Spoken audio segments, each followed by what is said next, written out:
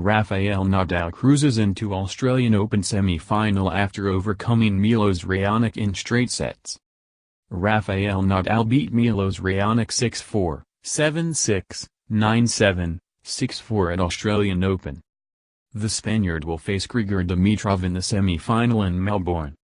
The 14-time Grand Slam winner has reached his fifth semi-final in Melbourne. He has kept alive the prospect of a dream final between him and Roger Federer. Rafael Nadal is back in a Grand Slam semi-final for the first time in 3 years after dispatching third-seed Milos Raonic at the Australian Open. Nadal has not made the last four of a major tournament since the 2014 French Open, but he now stands 2 wins away from a 15th Grand Slam triumph after beating Raonic 6-4, 7-6, 9-7, 6-4. His reward is a meeting with the informed Bulgarian Grigor Dimitrov, who had earlier seen off Belgium's David Goffin 6-3, 6-2, 6-4. The Spaniard's victory also moves him one step closer to a potential 9th Grand Slam final against Roger Federer, who plays fellow Swiss Stan Wawrinka in the other semi-final. Nadal and Federer, 30 and 35 respectively, last met in the final here in 2009, when Nadal prevailed in 5 sets. Dimitrov will certainly be no pushover, however, having continued his superb start to the season by reaching his second Grand Slam semi-final in Melbourne. But Nadal has won 7 of their 8 career matchups and looks to have rediscovered his groove after a turbulent 2016, which was hampered by a niggling wrist problem. His dismantling of Raonic, the highest seed left in the tournament, was impressive and another indication he may be ready to reclaim the title he won on Rod Laver Arena 8 years ago.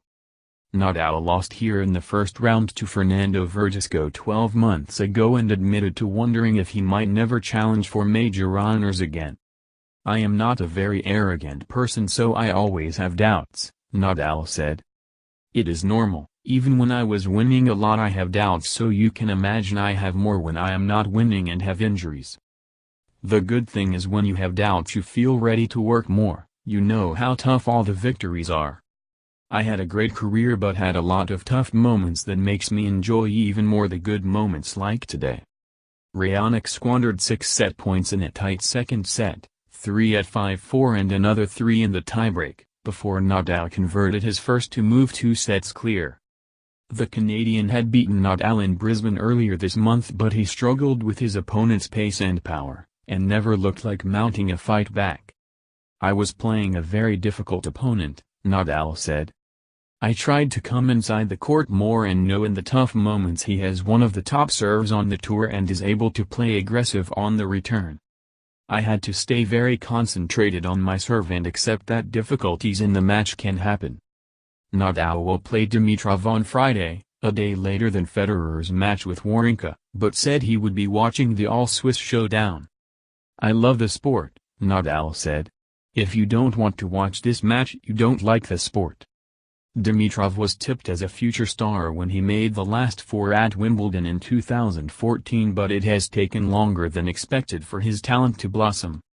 His victory over Goffin, however, means the 25-year-old now has a very real chance of making the final and securing his first Grand Slam title.